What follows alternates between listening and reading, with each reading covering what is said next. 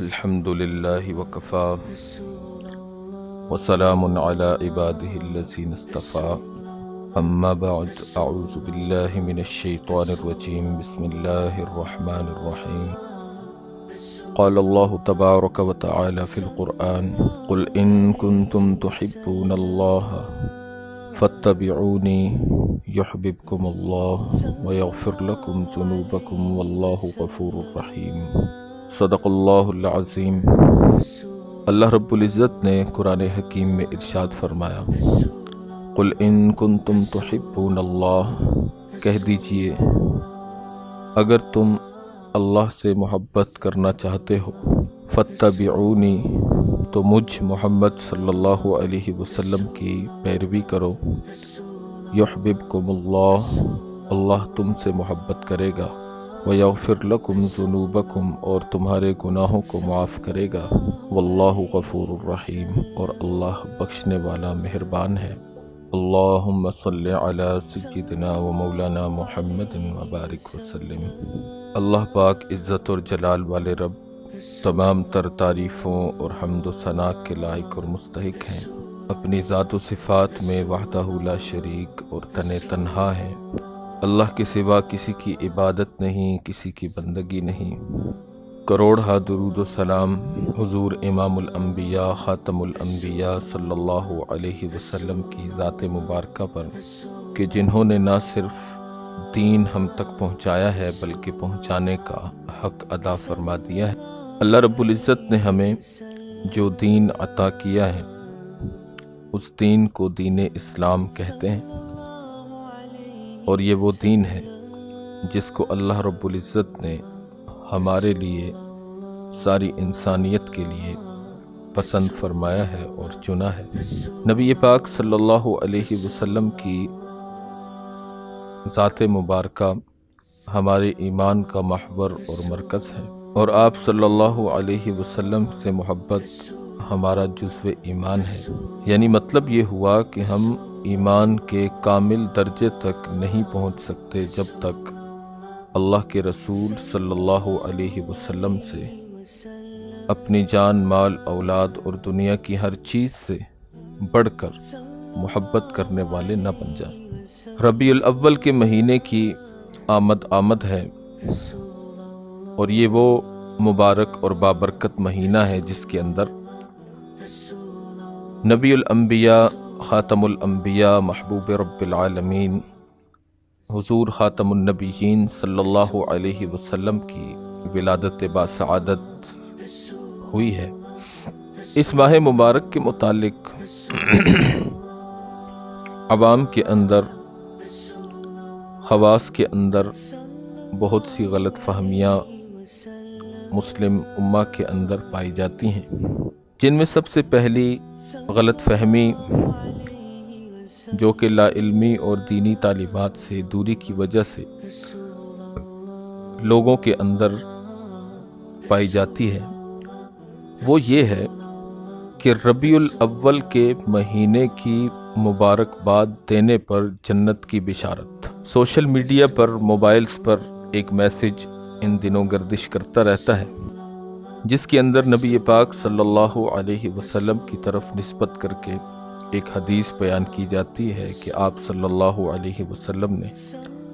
ارشاد فرمایا کہ جس نے سب سے پہلے کسی کو ربیع الاول کے مہینے کی مبارکباد دی تو اس کے لیے جنت واجب ہو جاتی ہے۔ تو یہ حدیث نہ تو حدیث کی کسی معتبر کتاب میں موجود ہے، بلکہ سرے سے یہ حدیث ہی نہیں ہے، کسی نے یہ ایک چھوٹی بات بنا کر اللہ کے رسول صلی اللہ علیہ وسلم کی طرف منسوب کی ہے، اور نبی پاک صلی اللہ علیہ وسلم کے فرمان کے مطابق من کذب علی متعمدا فلیتبوأ مقعدہ من النار، جو کہ متفق علیہ حدیث ہے کہ جو آدمی مجھ پر جان بوجھ کر جھوٹ باندھے گا، یعنی جھوٹی بات کی نسبت اللہ کے رسول صلی اللہ علیہ وسلم کی طرف کرے گا، تو وہ اپنا ٹھکانہ جہنم کو بنا لے۔ لہٰذا یہ حدیث صرف ربیع الاول کے موقع پر نہیں یہ رمضان المبارک کے مہینے کے موقع پر بھی گردش کرتی ہے کہ جس نے رمضان کی مبارک دی تو اس کے لیے جنت واجب۔ یہ ذوالحجہ کے مہینے میں بھی گردش کرتی ہے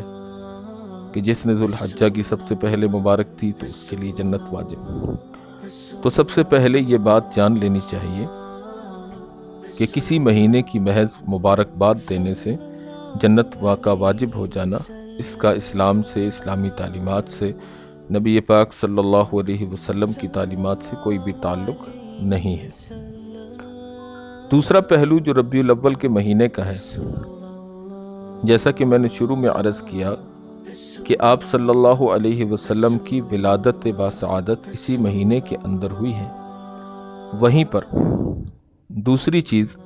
اللہ کے رسول صلی اللہ علیہ وسلم کا سانحہ ارتحال یعنی آپ کی وفات کا مہینہ بھی ربیع الاول کا ہی مہینہ ہے۔ حکیم الامت مجدد الملت حضرت مولانا اشرف علی تھانوی رحمۃ اللہ علیہ فرماتے ہیں کہ ربیع الاول کے مہینے کے اندر آپ صلی اللہ علیہ وسلم کی ولادت اور وفات کو جمع کرنے میں بظاہر یہ حکمت معلوم ہوتی ہے کہ آپ صلی اللہ علیہ وسلم کی پیدائش، اس سے بڑھ کر ایک مسلمان کے لیے کوئی خوشی کی بات نہیں ہو سکتی،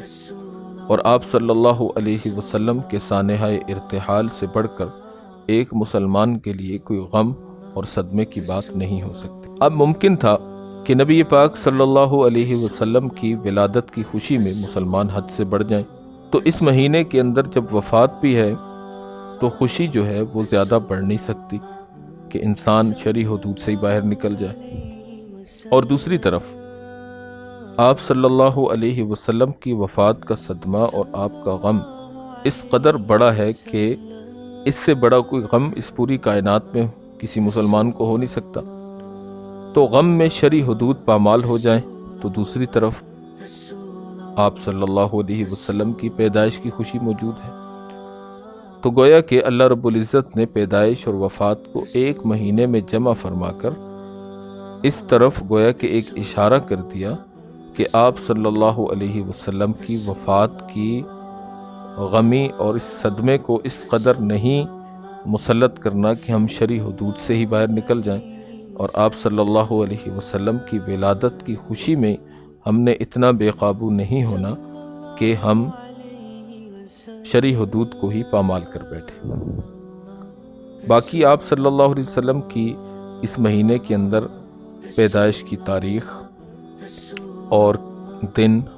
اس کے متعلق بہت سی روایات ہیں جن کو انشاءاللہ اگلی کسی ویڈیو میں آپ کے سامنے بیان کر دیا جائے گا۔ باقی یہ چند معروضات اور گزارشات تھیں جو ربیع الاول کے مہینے کے متعلق تھیں۔ اللہ رب العالمین ہم سب کا حامی و ناصر ہو اور ہمیں عمل کی توفیق عطا فرما دیں۔ وآخر دعوانا ان الحمد للہ رب العالمین۔